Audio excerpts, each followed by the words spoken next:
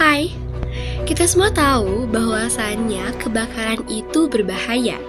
Tapi justru yang lebih bahaya lagi adalah mitos-mitos yang selama ini kita percaya sejak lama.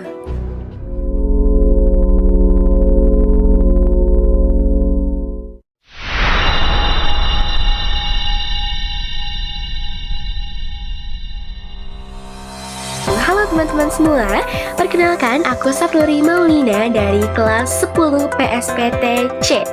Pada kesempatan kali ini kita memasuki episode menari 5 menit bersama Ruri.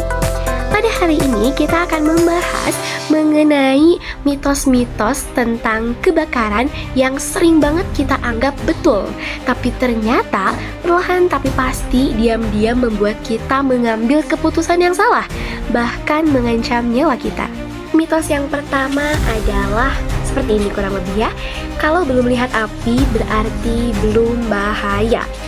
Nah, ini tentu saja merupakan mitos ya, karena sekalipun tidak ada api yang terlihat, tetapi ada asap yang diam-diam cukup membahayakan.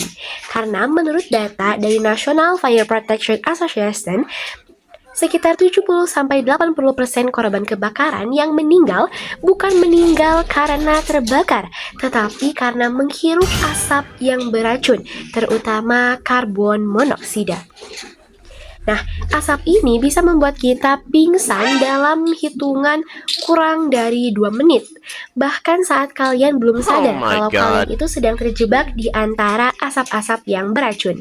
Jadi, jangan sampai kita hanya fokus pada apinya, tetapi kita juga harus melihat bahwa asapnya pun ikut membahayakan diri kita, oke?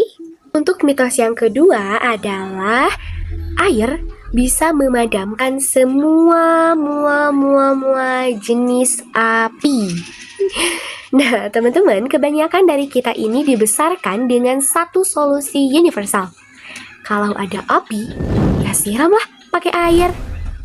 Tapi tunggu dulu, emangnya semua api cocok disiram pakai air? Nah, faktanya air ini hanya aman digunakan untuk kebakaran bahan padat seperti kain, kayu, dan kertas, serta lain sebagainya. Tetapi, kalau apinya berasal dari minyak panas atau konsleting listrik, air ini justru bisa memperparah keadaan loh. Kenapa bisa kayak gitu ya? Karena air menyebar minyak panas ke segala arah, sehingga menyebabkan apinya itu semakin melebar. Sedangkan pada kebakaran listrik, air ini bisa menghantarkan arus sehingga dapat berpotensi untuk menyetrum si penyiramnya. Untuk mitos yang ketiga ini menurut Saflori sering banget disangkut pautin sama hal-hal horor atau mistis di sekitar kita.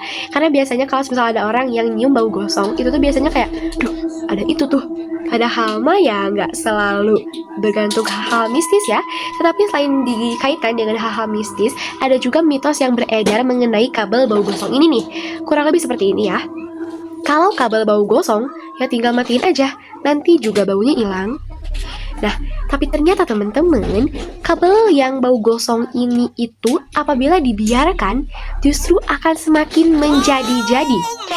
Padahal menurut data dari Dinas Penanggulangan Kebakaran DKI Jakarta, sekitar 46,8% kebakaran rumah di kota besar itu terjadi karena korsleting listrik. Dan seringkali awalnya itu hanya berasal dari bau yang kita anggap sepele. Teman-teman, kabel yang bau gosong itu bukanlah hal yang normal loh, karena itu tandanya ada panas yang berlebih atau isolasi kabel yang mulai rusak. Dan apabila dibiarkan bisa menimbulkan percikan api, sehingga inilah yang pada akhirnya menjadi penyebab utama dari kebakaran. Boom! Mitos seringkali terdengar masuk akal. Namun apabila kita membicarakan mengenai kebakaran, kesalahan kecil saja dapat menjadi kehilangan yang besar.